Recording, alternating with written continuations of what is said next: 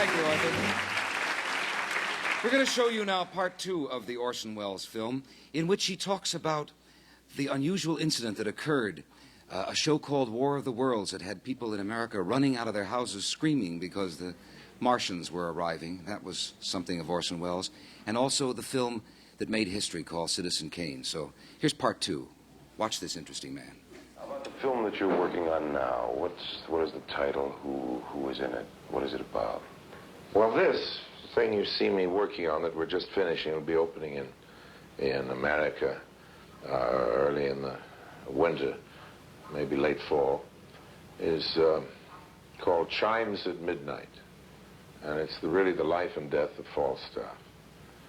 I play Falstaff, and Jean Moreau is Dal Tersheet. Sir John Gielgud is the king. Ralph Richardson is the narrator.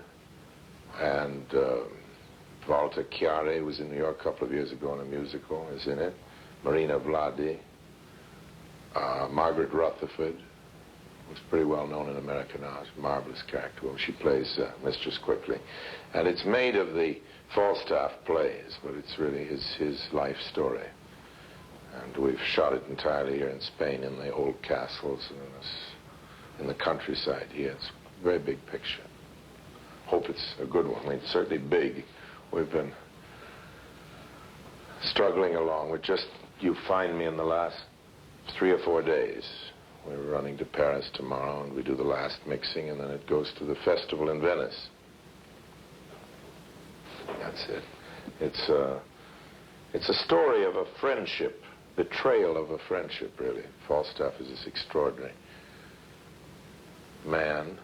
I think one of the most interesting figures in all dramatic literature, and his friendship with the young prince, and the prince's father, who was a kind of guilty Puritan.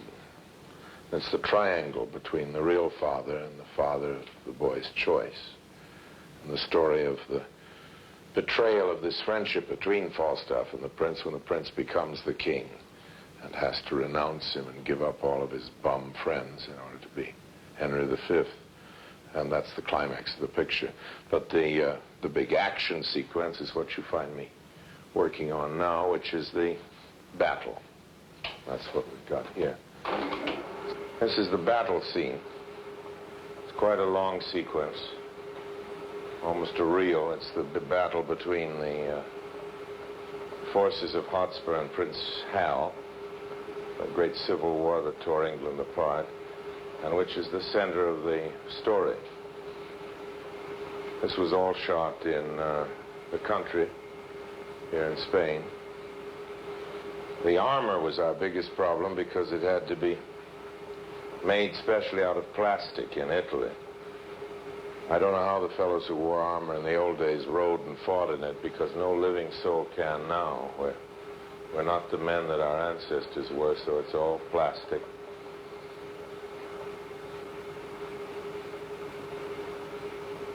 Reminds me that if you can see the men with the bows and arrows. I did Henry IV Part 1 many years ago in America, and when we opened in Boston, I had a scene where the prince leads the charge, and we had 40 extras who were to shoot bows and arrows into the wings. We had an enormous cork target, and all the bows and all the arrows were to go into the target. The opening night, we were on a revolving stage, and the revolve started to turn too soon.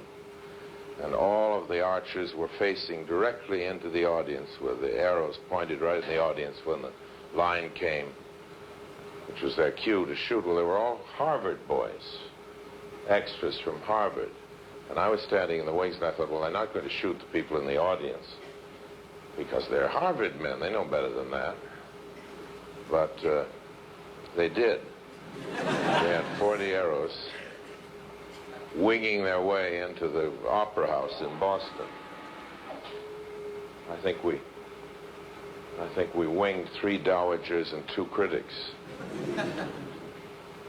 Can we touch lightly on Citizen Kane? Just You asked me about it. it was about that time that Citizen Kane was made. Am I correct? No, Citizen Kane was made about Almost 3 years after War of the Worlds. And it has been called by many critics one of the great films ever made. How did you feel about it personally, and why was it made? You know, as controversial as it was. It was possible to make it because I had a contract which gave me the right to make a film without any supervision of any kind. There's never been such a contract before or since. That's what made it possible. It was also made possible by the loyalty of my executive producer, the man who's the head of the studio, George Schaefer, who stood by me during the times of troubles, which were considerable. And it was made because it seemed to us that it was a good subject, an interesting one. But the conditions that made it possible, no other director has ever been given. I've never had it. Nobody else has been given that absolute freedom with enough money. It's a good argument in favor of giving people freedom if the picture's as good as people say. You've had a career that spans so many, many years. Wunderkind, genius, boy wonder. Aye. How has that affected you personally? I mean, It just means I've been working an awful long time. And so I started when I was 15. It means, how's it affected me? just a long time working. But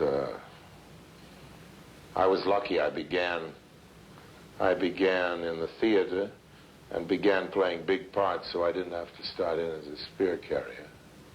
So it means I've been working hard a long time, too. But it's work I like very much. But after many of the exciting things you've done, things that are historical, actually, like the War of the Worlds, Yeah. which I don't think anything has touched it as far as its the uniqueness of the situation at that time. Do you think that you will achieve that kind of immediacy again in this field? I don't think anybody will, because it's in order to do that, you'd have to break every law which regulates television and radio all over the world, laws which were written in right after that broadcast. It's you can't scare people anymore. You can't tell people something is happening when it isn't. That's the only, and frightening. You can't do anything with the public more violent than frighten them. Could you talk a little bit about the War of the World? You know, what it is, because there are many out there that didn't see it and didn't hear it. Well, the War of the Worlds, of course, which belongs now to ancient history. Although I don't know about that, I keep meeting people who tell me they were frightened or weren't frightened and heard it, even today. Was a kind of a Halloween joke. We had a weekly radio broadcast in those days when radio was very important. And it was a very exciting medium, I must say. I've never enjoyed anything as much as radio.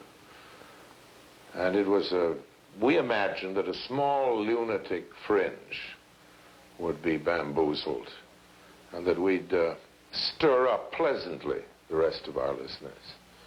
But of course, traffic was tied up all over New Jersey, and hundreds of people took to the hills and had to be brought down again by Quakers. I met some Quakers whose job for 3 months was to persuade people that it was safe to come back to civilization. It was, it's a little hard to believe across the years how big that reaction was. I begin to think of it now as something that couldn't have happened myself. It's so screwy. But it was very funny. We were then we used to be called sustaining. That is, we had no sponsor, but we had a very big budget. In those days, there were sustaining shows on radio that had a lot of money. The idea was to find a sponsor someday, but if not, prestige and so on. And we had just lost a sponsor because he said that our shows were too violent for the feminine side. And immediately after the War of the Worlds, we got a sponsor. Same one. didn't mind violence as long as it was quantitative rather than qualitative. But I must say we had a very happy relationship. We went on for years with the radio and took the radio troupe of actors who were also the Mercury from the theater out to Hollywood, where we went into business of making films at the same time we were broadcasting. Stopped the theater.